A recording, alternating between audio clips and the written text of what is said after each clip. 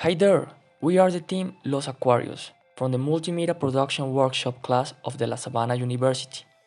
Our professor is Rigoberto Saénz in Bacuan, and our team is made up of Valentina Celis, Juan Sebastián Becerra, Ángelica María Mora, Juan Felipe Moreno, María Fernanda Mercado, and Nicolás Guevara. And yes, it's time of talking about video games, some of the best ever made. So here we go! Call of Duty Mobile is a free-to-play shooter video game developed by Team Studios and published by Activision and Garena for Android and iOS platforms exclusively. It was released on October 1st, 2019.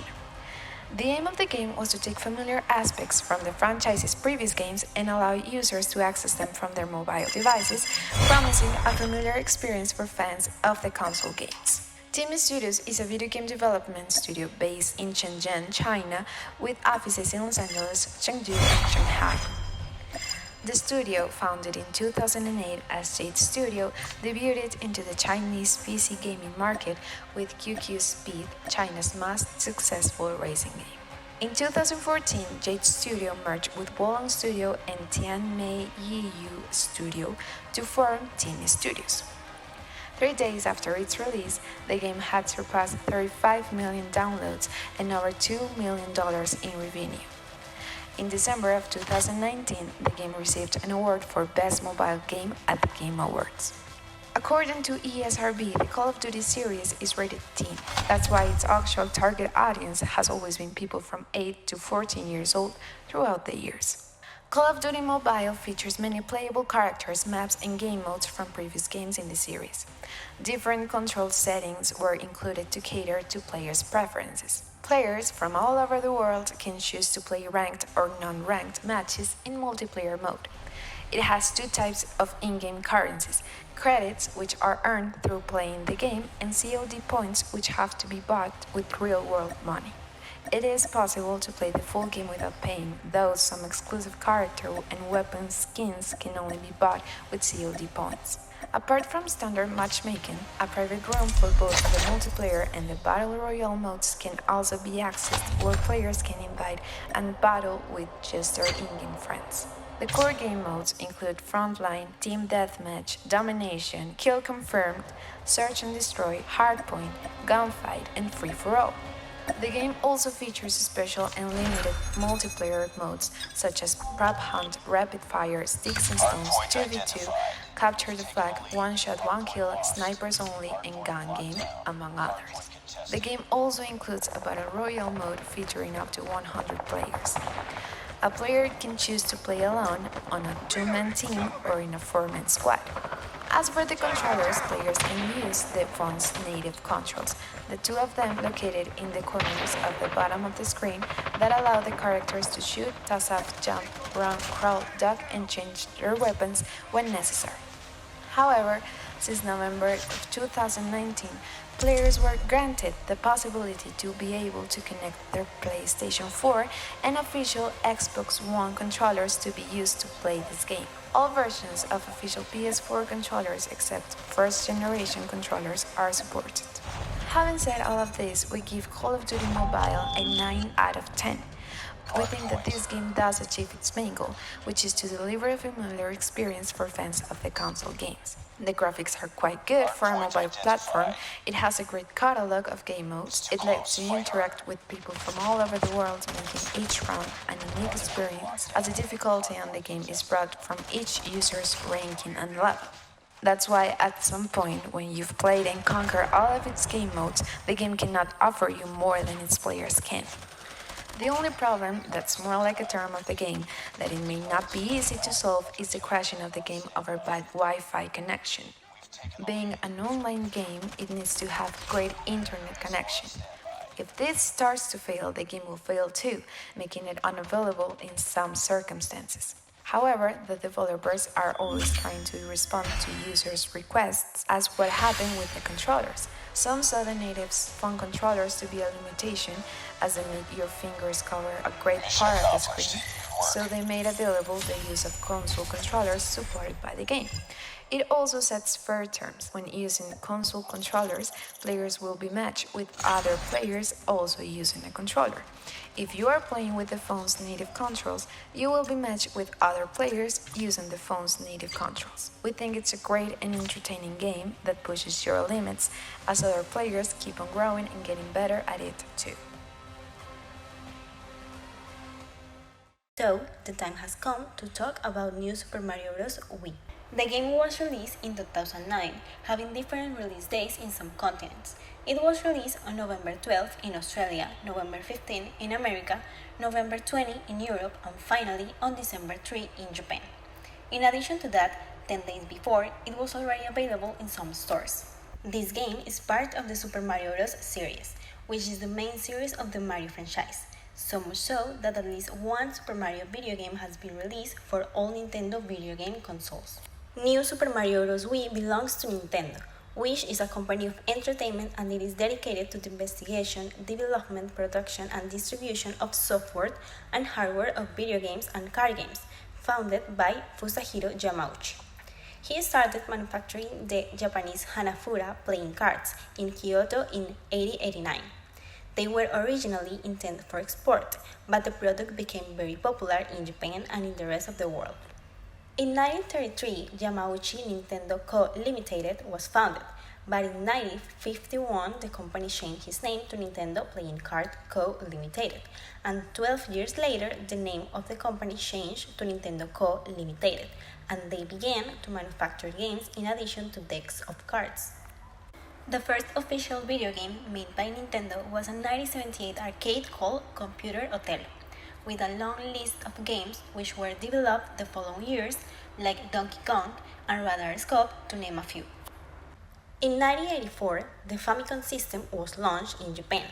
It was later renamed the Nintendo Entertainment System, NES, when it was released in the rest of the world. Among the titles available were Super Mario Bros., Metroid, The Legend of Zelda, and Punch-Out! Mario and his brother Luigi became famous, and Super Mario Bros. Quickly became a worldwide success. Among the successes of the company, we found the series of Game Boys, Nintendo DS, and Wii. Also, some games such as Donkey Kong Country 2 and 3, Yoshi's Island, Pokémon, the Mii characters, and much more. This video game was designed to be played in a Wii console, and according to ESRB, the rating for this game is E, which means everyone, due to the fact that the content is generally suitable for all ages, may contain minimal cartoon, fantasy, or mild violence, and infrequent use of mild language. His saga, called New Super Mario Bros. 2, can be played in Nintendo DS, and later a sequel of the game was released for Wii U. The story is set in the Mushroom Kingdom, where the Princess Peach's birthday celebration is taking place. The party is interrupted by the enemy Bowser Jr. and his evil gang, the Koopalings, named Larry, Morton, Iggy, Wendy, Lemmy, Roy, and Ludwig. There, the princess is kidnapped, and the main four characters, Mario, Luigi, Yellow Toad, and Blue Toad, had to rescue the princess. The player can choose to play by himself, cooperatively, or in a battle for coins. The enemies that appears on this game are also characters in other versions. Koopa Troopa, the most common enemy in the game. Goomba, they are brown mushroom-shaped creatures and also the weakest opponents, and they can be killed by crushing them. Spikes, strange creatures that scoop spiny balls out of their mouths and throw them. Bullet Bill, they are the black bullets with eyes and arms. Hammer Brothers, elite members of the Koopa army who are always in groups of 2 or 3. Ice and Fire Brothers, they are like the Hammer Brothers, but they shoot balls of ice or fire. Piranha, enemies that comes out of the sewers. Chip Chips, they are in the aquatic level of Mario Bros. The only way to pass through them is to swim and avoid them or shoot fireballs or ice at them. Wigglers, these caterpillar-like animals seem harmless, but if you touch them, they will take a lot of life from you. The game has 9 worlds, and also there is a world map similar to the new Super Mario Bros. There are also enemies roaming the map screen similar to Super Mario Bros. 3. If players come into contact with the enemies, they must defeat them on a special screen. The World 1 is the Mushroom Kingdom. It is the classic world of Mario, where Peach Castle is located. The World 2 is the Burning Desert. It is a desert with a grey sand waterfall at the end of the world. The World 3 is the Glassed Glacier, a snowy world full of areas of ice. It is the only game world with 2 parts. The World 4 is the Tropical Beach, a beach with several islands and cheap ships. The World 5 is the Weird Jungle, a thick forest full of poison and piranha plants. In one level, the Wiggles appear. The World 6 is the Mountain Canyon, a high mountain where Bill Ballas is shot. The World 7 is the Sky of Red Clouds, a sky with several secrets and an interesting shortcut to the world's final castle. The World 8 is the Bowser Volcanic Valley. It is the longest world. The World 9 is the Superstar Path. There are 8 levels, in honor of the 8 worlds of the game. Characters can be controlled by the Wii Remote held horizontally or by the Wii Remote with the nunchuck. The game's controls are arrows. Select in which direction to move. Barm 2. This is used to jump. Barm 1. This is used for running. The A barm puts you in a bubble. Shake makes your character spin. Triple jump. Jump while running. Simultaneous ground strike. This works for multiplayer gameplay only, and it is great for defeating tall enemies like wigglers or piranha plants. The plus button. Pause menu. Also, the game has some power-ups which are Heli Motion gives the ability to fly for a long distance. Penguin Mario turns Mario into Mario Penguin with the ability to slide through the ice and water, through ice balls and swim easily in the water. By sliding on the ice towards brick or enemies that are on the ground, the player will destroy them. Ice Flower turns Mario into Ice Mario. Fire Flower transforms Mario into Fire Mario. Rainbow Star turns Mario into Rainbow Mario, destroying any enemy that is on the screen for a limited time. Peak or Normal Mushroom makes Super Mario, with no special power except to be able to break bricks with his hand. Yoshi. There are some eggs called Yoshi eggs. When you break one of them, Yoshi will appear and you can mount to swallow enemies, fireballs or ice, and then launch them and be able to kick in the air. Pow Block. When thrown, it shakes the ground, eliminating enemies that touch the ground and drops floating coins. Mini Mushroom. Decrease the size of Mario to Mini Mario, making him able to enter small places, run through water, and take big jumps. Finally, my score for this game is 8.5 over 10. Remember that you can follow me on Instagram at Valentina Celis B. Now, a game that we just couldn't leave out of this review is Rocket League for PC, a game that completely meshes vehicles and soccer, or football if you rather. This fantastic game was developed and published by Psyonix, being released in July the 7th on 2015. Psyonix is an American video game developer. It was founded in 2000 by Dave Hagewood, an internet and multimedia software developer. Today, the company is owned by Epic Games, who bought the video game developer in May 2019 after working successfully in making a better support for Rocket League esports competitions.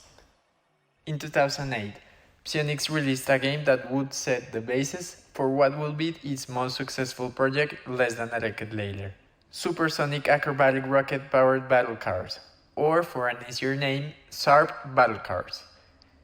This video game was released for PlayStation 3 in October 2008 for North America and in February 2009 for Europe.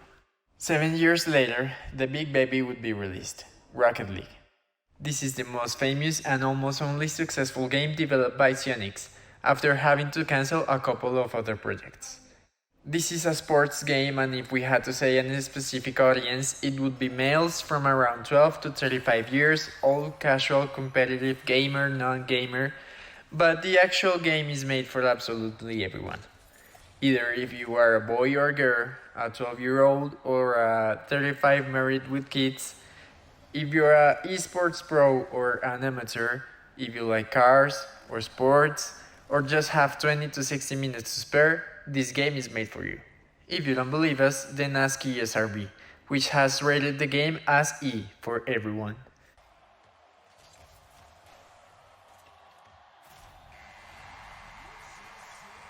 Another point that proves this is that it's actually one of the leading group of games that allows cross-platform play between personal computers and consoles. This means that the game is not only available in platforms like PlayStation, Xbox, Nintendo Switch, and PC, but also you can play with every player in every platform if you want. In most games, if you're a PC gamer, the relationship with a PlayStation friend is not good. Well, in Rocket League you get to keep your friends. But surely there has to be a not so good side of this, right? Well, if you're a PlayStation user, you better have PlayStation and PC users as friends, as you can't play with Xbox rivals. In this sports game that can be played either with a controller or a keyboard, you're a car that has bigger dreams. This car wants to be a football player. Well, mainly. You can also play hockey, basket, and in the Super Bowl week, even American football. All of this being able to play by yourself in all the training options, play versus the machine in a season-long campaign mode, or the most exciting of all, multiplayer against other players all over the world. In this multiplayer mode, you can select the servers in which you want to search a match. You can choose to play only in North America servers, or North America and Asia, or just Europe. You choose. Once you start playing, you can decide also if you want to play casual games that are just for fun or ranked matches. In here, you make your way from Bronze 1 to Grand Champion. For this, you have to win and win and win, which in my personal experience won't be easy, but at least it's fun. In soccer, the rules are clear. You have to score in the opponent's net. In case of being tied up in goals at the time the 5-minute countdown ends, there will be a sudden death extra time, where the first team that scores becomes the winner. Also, if you're losing by a big score, you can keep a bit of peace and just forfeit the match at any time. The fun part of this league is the rocket part. The cars can jump, stick to the walls, and even fly. But for this you have to collect the boosts that are located all over the pitch. The same goes for all the other modes, including those extra ones like Heat Seeker, where the ball redirects to the other team net with a single touch from you or your teammates. Drop Shot, where you can't allow the ball to touch the ground or it will disappear, and the ball could go into the hole, giving the other team a point. Kinda volleyball match. Hoops and Snow Day are the basket and hockey modes. They work in the same way as soccer. And finally, there's Run Ball, where you get random weapons and powers every certain time that can be used against the opponents and the ball. Something that makes this all more exciting is the fact that you can talk with everyone in the match by in-game live chat or even by voice without the need of third-party programs. This leads me to the only negative point that I found in the game, and is the lack of control to the toxicity that can be seen in-game. I know it's just almost impossible for the system to detect a player using irony or spamming in a bad sense, but maybe a company like Epic Games could make a better effort to guide the game into a much clean environment. But coming back to the bright side, the in-game chat has pre-made messages that can be sent by pushing just one button, so you don't waste years of playing writing a nice shot every time your teammates score a goal. Another cool part of the in-game are the replays and options for saving a recording of the game, so if you score the goal of a lifetime, you can watch it as many times as you want. The default controls are pretty easy to learn, but you can also make personalized controls so you feel comfortable playing. In keyboard, you just need to use the usual WASD controls or the arrow keys for moving the car. The right click to use the boost and the left click to jump, the spacebar to toggle the camera, and the numbers for the messages. You can become the MVP of the match by being the player with the highest score after the final whistle. The scores are determined by criteria like goals, assists, saves, demolitions, clearances, etc. And yes, you can demo other players. The last item I love about this game is the garage. There's not just one car model, there are tons. You can have them in your garage and customize them as you please. My car, for example, has an animated texture, a taxi light, and a Colombian flag, and I just love it. You can complete challenges or just directly buy blueprints for the items that you want. This blueprint can be converted into the actual item or can be traded with another player so you both can have what you want. It's just amazing. I could be all day long talking about every feature that this game has, but I don't want to bother you. Our team will give this game a 9 out of 10 just because the in-game music is very limited and the chat can be pretty toxic sometimes. But overall, we completely recommend you this game.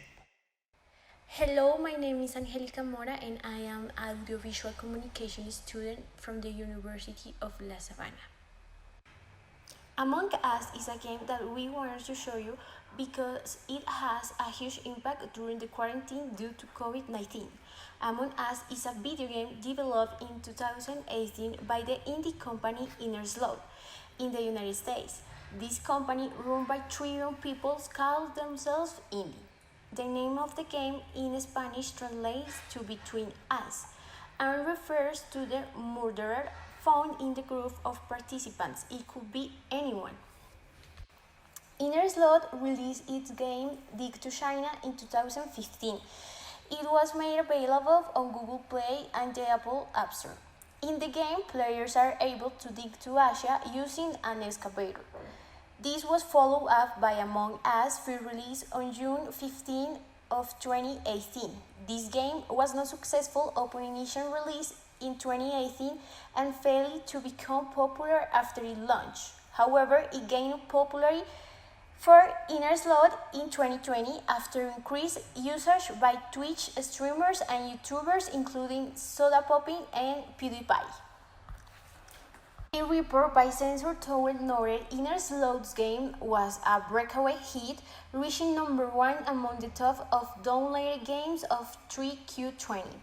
Associated Press confirmed this, reporting it was number 1 on their list of top iPhone and iPad apps. By October 2020, the game had been downloaded over 100 million times. Innerslow was not prepared for the level of interest they received from this game, and they altered their video game development plans accordingly. They originally had planned a release of Among Us sequel titled Among Us 2, with new features including playability across multiple devices and increased capacity for surge in the number of players using their systems. Innerslow canceled their efforts at this initiative in order to focus on maintaining and improving the original game in the face of sudden rising popularity. Innerslow released their game, the Henry Stickmin Collection, on August 7, 2020, and the game was made available through Mac OS and PC version. The multiplayer system of Among Us allows us to create, host, and even join games by sharing Wi-Fi. And if we prefer to play remotely, it includes cross-play between PC, Android, and iOS. This game allows for up to 10 players, whose games are resolved based on collaborating, betraying, and laying, and as far as possible, reaching a certain consensus. Halfway between a party game and survival horror games, Among Us invites us to share a spaceship with other players on an eventful journey through the cosmos. Furthermore, the collaboration between the crew members in managing the ship will be essential to achieve a return to civilization. The bad news is that there is an infiltrator between us. At the beginning of each game, one of the players will be naming the imposter, and instead of dedicating himself to doing the maintenance tasks of the ship, his task will be to sabotage it, set traps, and finally eliminate the rest of the players in cold blood. There is only one way to stop the imposter: expose him to the rest of the crew.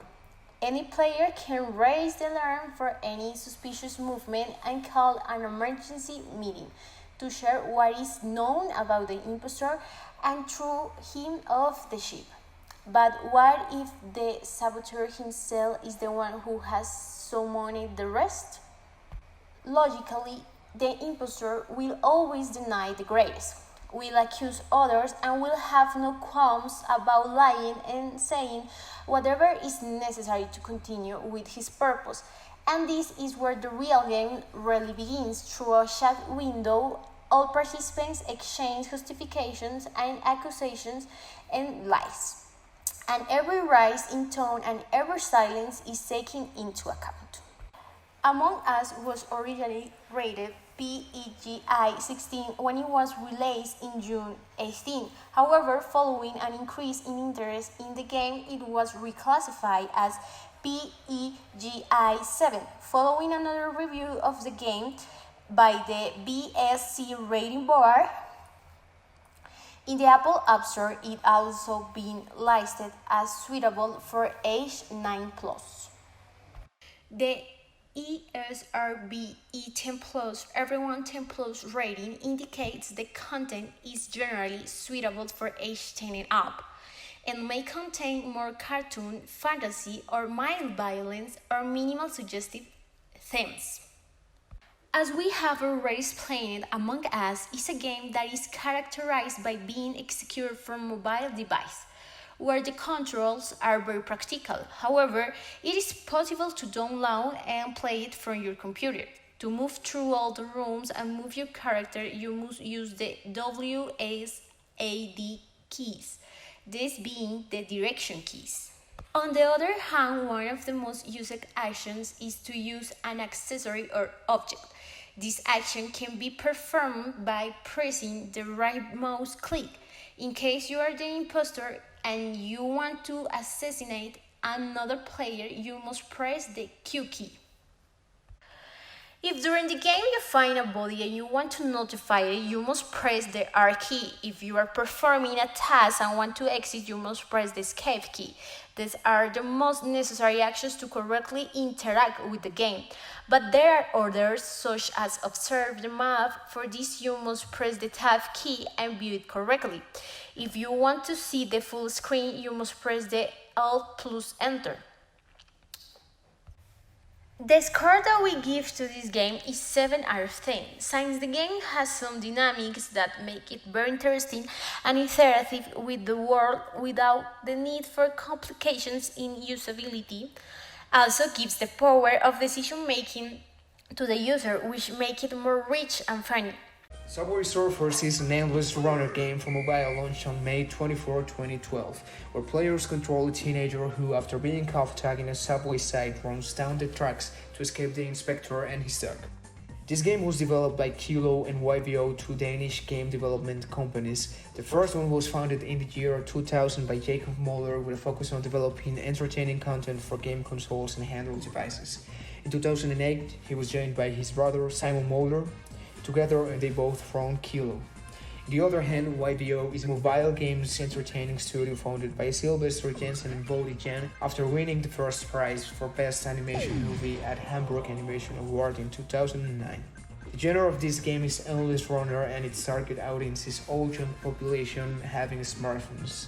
That's why, according to ESRB, this game is suitable to everyone. The game is available on Android, iOS, Kindle, and Windows Phone platforms and uses the Unity game engine. The game starts by tapping the touchscreen while Jake or any other character sprays graffiti on the subway and then gets caught in the act by the inspector and his dog, who starts chasing the character. While running, the player can swipe up, down, left or right to avoid crashing into oncoming obstacles, especially moving subways, poles, tunnel walls and barriers. By swiping rapidly as the speed increases, more points can be acquired. A crashing results in a game over, but the player can continue running by using keys. The player can collect various items such as coins, keys, score multipliers, super sneakers, jetpacks, magnets, mystery boxes and power jumpers. Items such as hoverboards allows the character to avoid collisions lasting about 30 seconds. Daily challenges and weekly hunts give rewards for unique movements throughout the gameplay. Missions have various tags measured by players' accuracy. Up to 18 characters are unlocked via using coins, keys, in-game purchases, collecting specific items, or connecting to a Facebook account. Most characters have up to 2 different outfits. Meanwhile, up to 17 hoverboards can be unlocked with the same methods. Each one have different abilities that can assist the player. When the game updates to a new location, a new character and hoverboard will be available temporarily until the next update. Finally, we rate this game with a 9 out of 10 due to the construction, graphics, and number of downloads. Nintendo did it again. One more Pokemon video game, one more success. Pokemon Let's Go Eevee and Pokemon Let's Go Pikachu are complements of this remake generation. Remake? That's right. These two games are remakes of Pokemon Yellow with some integrated parts of the mobile game Pokemon Go and some creatures from the region of Alola. Pokemon Let's Go Eevee is an adventure role-playing video game released in 2018, developed by Game Freak, but property of Nintendo, one of the main majors in the video game industry, with huge path trace and consolidated name in the world, accomplishing it in the golden years of the video games, the 80s. With the release of the first Pokemon generation in 1989, the path of more generations has been filled with a lot of remakes, bad ideas, and also excellent titles. This video game, with young people from 10 to 14 years old as main target, is exclusive for Nintendo Switch, and it has also co-playing features with Pokemon Home and Pokemon Go, some as Pokemon trading services and events. The rating board ESRB catalogs this video game as E, meaning everyone, with some amount of violence and mild cartoon. In this way, let's go to the details. Pokemon titles base themselves in the same mechanics as the other previous games. The goal is to become the most skilled Pokemon trainer, building a team of 6 Pokemon, and becoming the ultimate champion of the region. In the way to becoming the champ, the main character that is literally you, only that represented with an avatar with your name and chosen characteristics, will face some obstacles. The first one, that is part of the main quest, is defeating Team Rocket, an evil organization that wants to steal Pokemon and dominate the world. So yes, this is the main villain, but not the main obstacle, because for you to become the champ, you have to travel all around the region and face 8 ultra super cosmic powerful leaders that are called gym leaders, and defeat them for gaining a badge. And when you have completed the 8 badges of the 8 gym leaders, you will face the Elite Four, that are the 4 most powerful trainers in the region, only for them facing the Ultra Champ and take away the title. And finally, be the Pokemon Master. Oh, and most important than everything, capture Pokemon, a lot of them, including the legendaries, and complete the Pokédex. So yes, basically, I have spoken about this video game and all Pokemon titles, but what's the difference in this case? First, and most important, the story tries a dynamic of the game pushing the trainer, that is you to bond with your initial Pokemon, that in this case is Eevee. He will become stronger proportional to the amount of love and fun you gave to him. This can be accomplished by feeding him and playing. Then we have the partner dynamic, in which you can take out any Pokemon you want and walk with him, and if it is a certain Pokemon, you may ride it or fly in his back. That, for me, is one of the coolest features of this game. On the other hand, we have the capture dynamics, because it's not only throwing the Pokeball. Now you can simulate the throw with the Joy-Con, and that is not all. You will not play the Pokemon you want to catch, except the legendaries. You will give the berries and make a chain of capture for getting the stronger Pokemon, and also a lot of experience for your team. Main feature for leveling it. So yes, basically the controls are the same. You move with the Joy-Con, you can use one or both switch Joy-Cons. The A, B, X and Y buttons are the ones to select objects and open the menu. But with the Joy-Con, you can aim the target, try to get an excellent catch and simulate to be a real Pokemon trainer. Based on these characteristics and detailed review, we rate Pokemon Let's Go Eevee with an 8.3, although it's an excellent video game and tries to refresh the vintage experience of previous editions, and also it's near to accomplish the link with smartphones and integrated dynamics. It is still showing how the Pokemon Company is getting out of the ideas, and the only way to continue taking advantage of a legacy is trying to approach the nostalgia. For me, especially, I'm a huge fan of this franchise, but the Pokédex has surpassed near the 1,000 creatures, some of them repeated, some of them only variations, so what's next?